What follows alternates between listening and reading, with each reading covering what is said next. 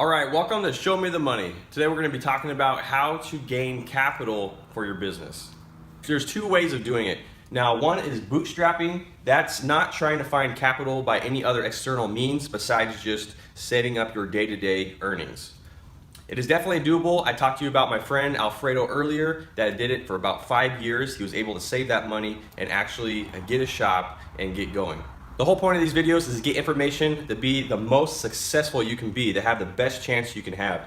Bootstrapping it is very difficult. It takes a long time. People usually get burned out and their dream basically fizzles out and they never amount to anything doing it that way. It is definitely doable. There's stories of it, tons of success stories. It's doable. But like I said, the point of these videos is to be able to fast track you to be able to gain success early on. And the other way is gaining capital by other external means. We did a hybrid of gaining capital by external means and bootstrapping it. That really just fast forward us straight into what we wanted to do. We had that 6-month period of time. We gained all the stuff that we needed for our business. We were ready to go hit the ground running. Now, first thing that leads me to is my $50,000 mistake. We thought we needed around $60,000 and that would be enough. Well, we're a partnership. I have a partner, and to maintain the same paycheck we were having at the dealership was a little more difficult than we expected.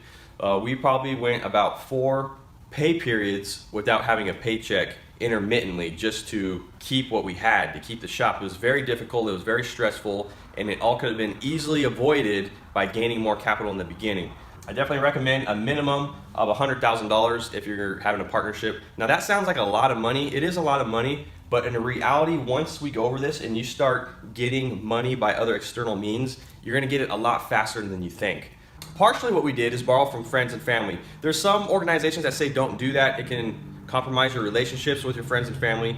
But because you do this for a living already, you have a higher success rate compared to say, hey, you know what, I've been working on cars my whole life. I'm gonna now go into real estate and I have no clue about it, but I'm gonna just dive into it. And I need $50,000 from my family. They're probably not gonna give it to you because you don't know real estate, you don't know anything about it. You're gonna have to spend another at least 5 years really getting a grasp on it.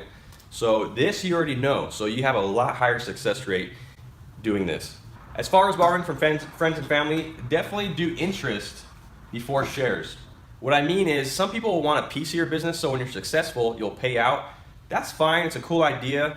It pays off in the end sometimes, but it really complicates the hell out of things for you to be able to try to figure out how much you owe them and all that. Not only that, but they get a piece of your business. So what you want to do is interest.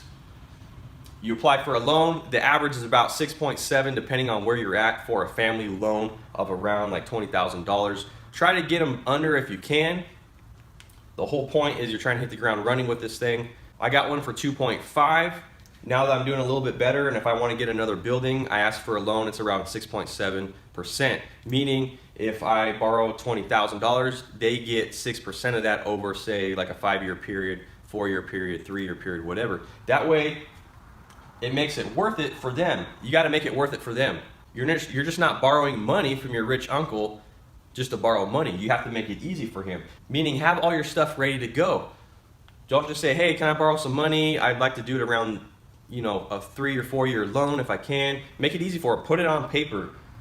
There's tons of programs out there that you can put how much money that you want, at what interest for how many months, and it shows you a payment schedule per month on the day that you put it in. These are free programs online, by the way, because they're hoping that you get a loan through them. So they have this calculator tool that you can use. And most of the stuff is printable, so you just print that out and say, hey, this is what I'm looking to get. What do you think? I'm ready to do it.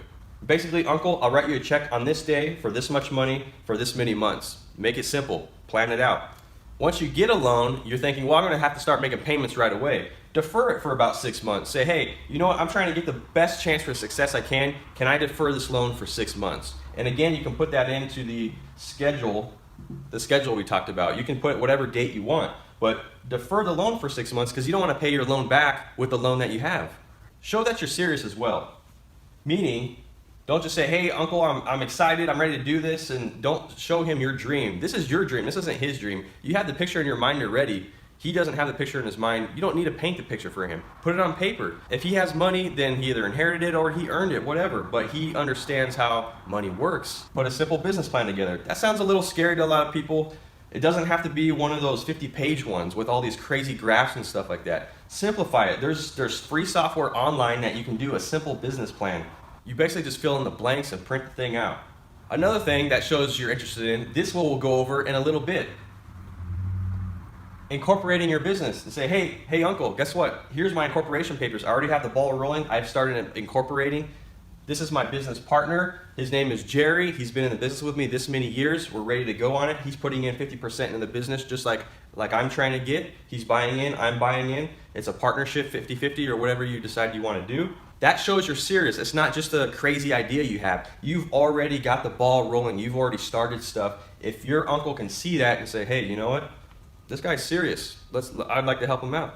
You know what? And show him the money that you've earned already. If you have saved some money, show him you have a location already. Say, hey, these two places, I already talked to the realtor. Where once we have all the funds, once I have my licensing, we're gonna sign it. So we're gonna visit this store tomorrow, this other one next week, and if it pans out, this is the place that we're gonna go. That really shows you're serious. You have a business plan. You started your incorporation or partnership. You have a business partner. You've already saved some money up. You have a location ready to go. This really is impressive. Like, wow, this kid is ready. So I'm gonna give my money to someone that's ready for it, that deserves it, that's gonna earn it and give it back to me with return, and there's no weird awkwardness in between. I have faith in him. That's exactly what we did, by the way. We borrowed a pretty good chunk from our family.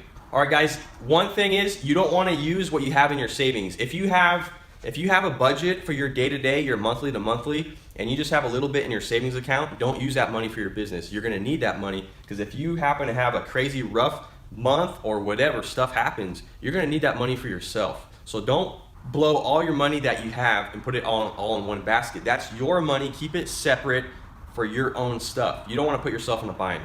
So 401k, there's some articles that say don't use your 401k. I used it. I was all in. It didn't matter. My business this is gonna be my retirement. As you see right here, this is my retirement right here. I did take a portion of my 401k. It depends on what state you're in and all that, but because I invested it into something, I didn't get crazy taxed or penalized on it. I do pay interest, but the interest goes back to myself along with the payment to pay it back. Crowdfunding is one. You can raise money by crowdfunding. There's a lot of platforms online that carry that. There's different ways they go about it. Sometimes it's not tax refundable for the person that's paying out, so they don't gain really a benefit from it. Also, there's some sites that will take a portion of your business. They own a portion of your business. Again, that can kind of complicate things when you talk about the shares. They make it pretty easy, but you're always gonna have to manage something like that.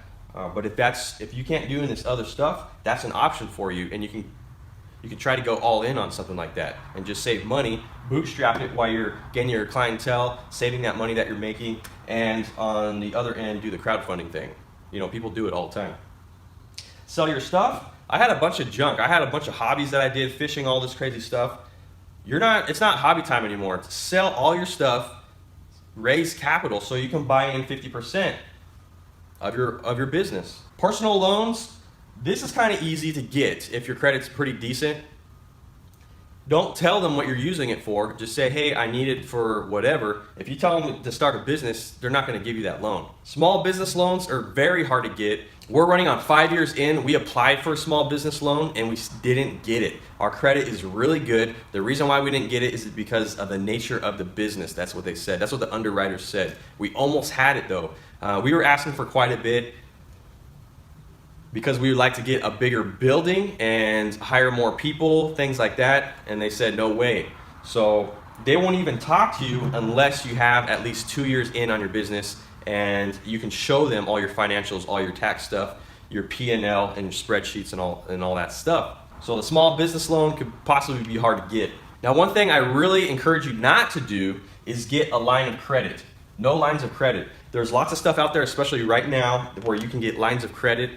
We have a line of credit ready to go in cases of emergency, but the problem with those is you usually have to pay those back in the same year, in a year. So the interest on that, or the fees they call it fees. They say there's no interest usually. It's around 8 to 10% depending on where you're at.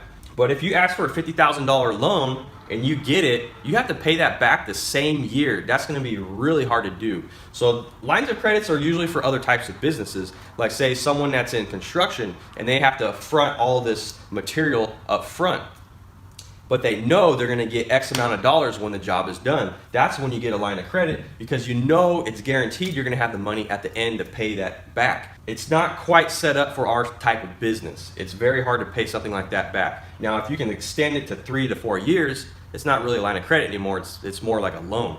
And like I said earlier, small business loans are hard to get, so apply for a personal loan on that end. Now, once we all had all this figured out, what we did was we started a business account, and they will require a business license, by the way. Again, we're gonna have a video on licensing in a little bit. So we applied for 2 credit cards. 1 credit card was for overall capital. Capital, if we needed to buy something, a tool, whatever, try not to run the card up. It's hard to pay it back, but if you need it, it's there. It's just capital waiting for you. And that one was through the bank that we were banking through.